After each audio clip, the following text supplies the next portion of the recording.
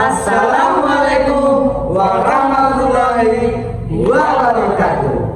Saya Ayu Santalingga akan menjelaskan orientasi tentang suku Batak Mandailing. Saya Akbar Pasaribu akan menjelaskan deskripsi bagian dari suku Mandailing.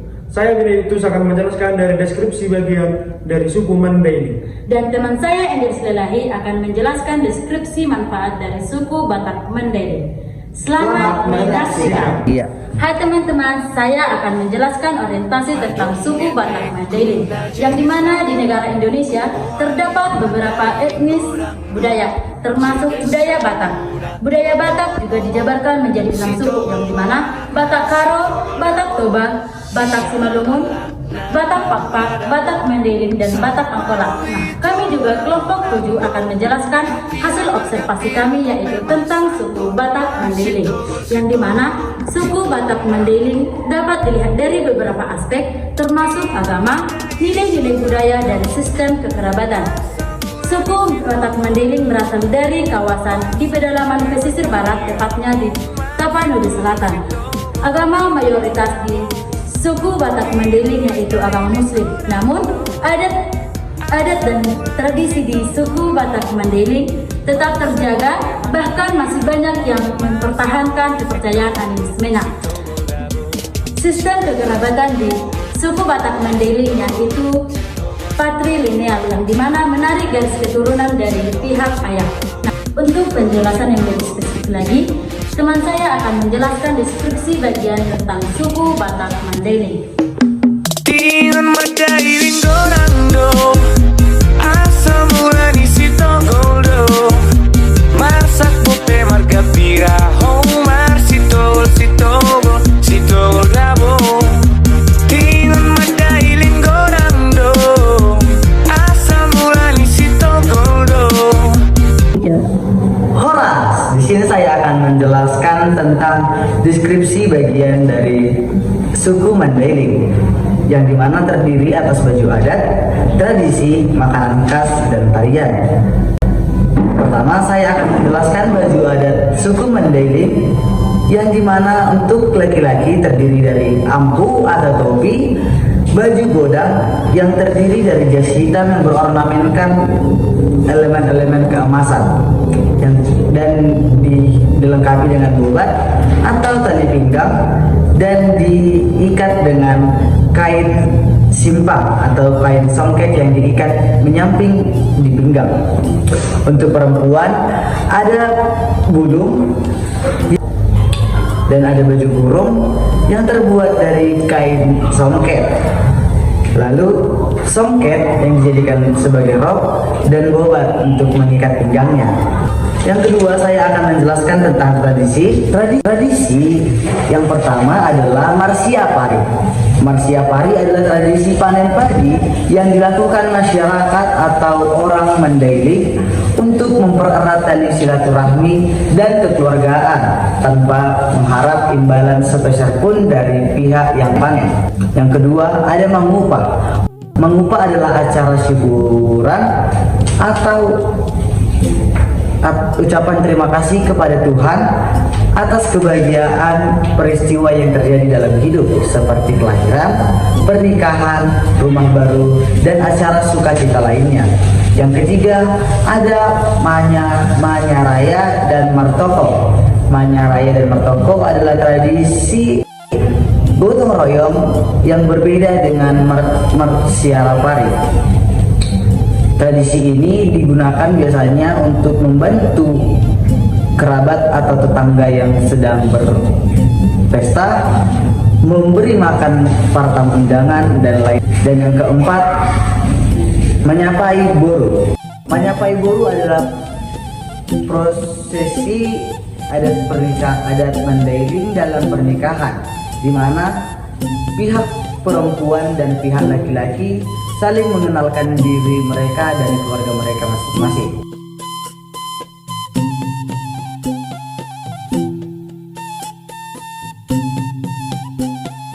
Yang pertama, ada Dalini Horbo. Dalini Horbo adalah susu kerbau yang sudah difermentasi sehingga menjadi gumpalan dan diolah kembali menjadi arsik.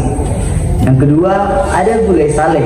Gulai sale adalah ikan yang diasapi sampai kering dan diolah kembali menjadi gulai. Ikan ini biasanya digunakan ikan tongkol atau ikan sale. Yang ketiga,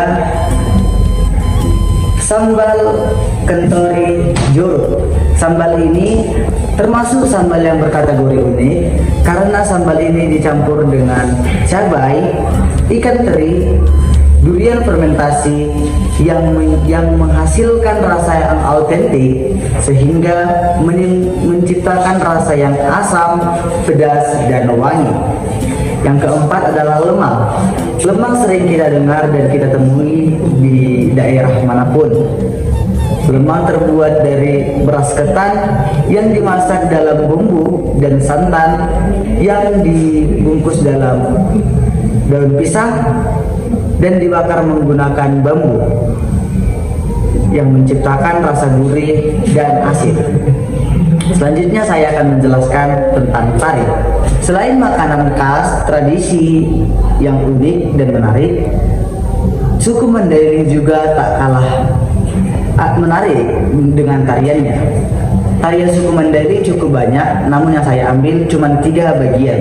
Yang pertama ada tortor Mandailing. Tortor Mandailing dibagi kembali menjadi 2, yaitu tortor tepak dan tortor naposo bulung.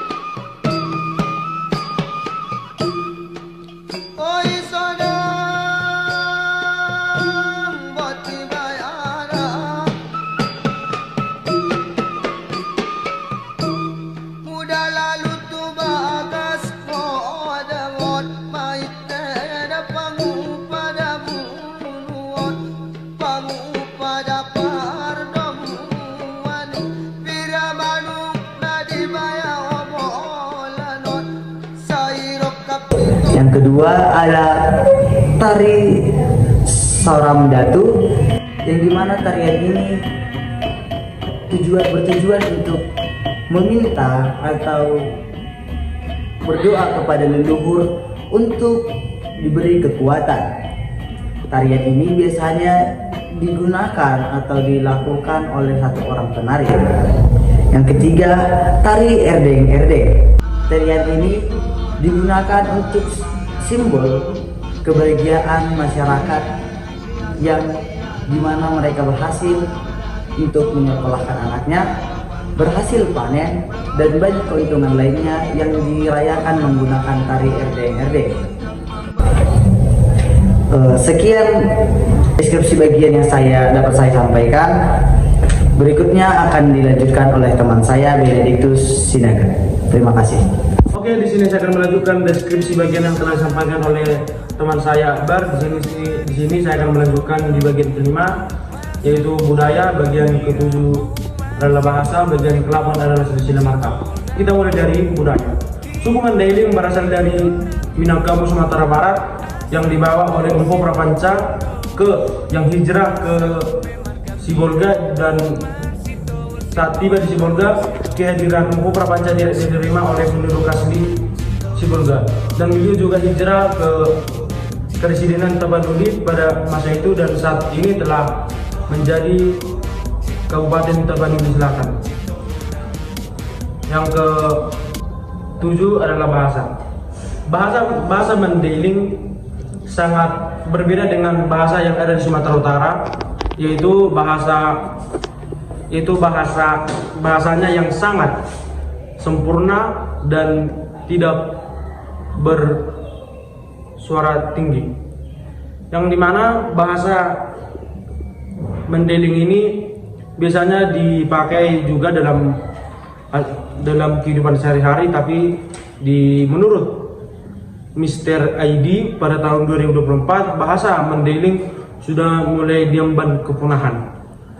Ada salah satu kata bahasa Mandailing, yaitu adalah sitongol, yang dimana ini sangat memiliki makna bagi suku Mandailing, baik para petua-tua maupun orang muda.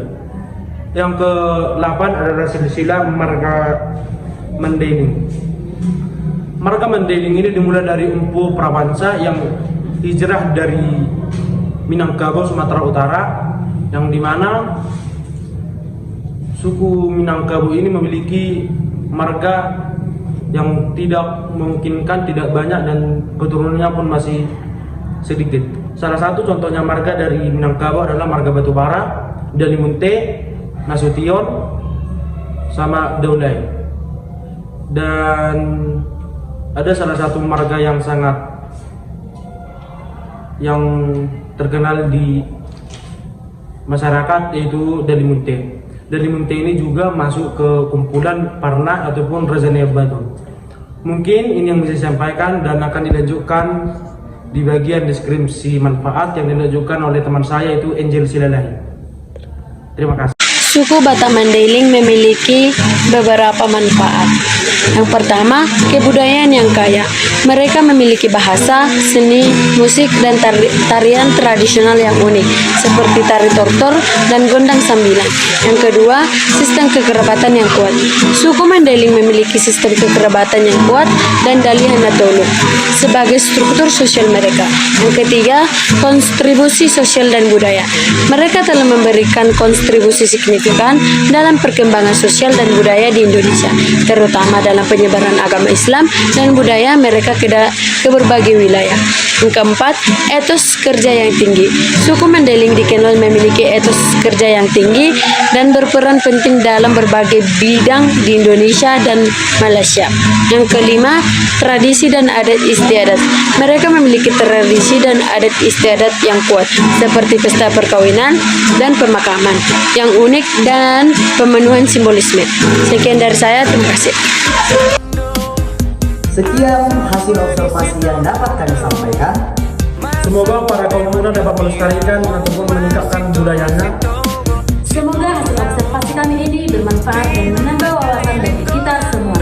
Sekian dan terima kasih. Wassalamualaikum warahmatullahi wabarakatuh.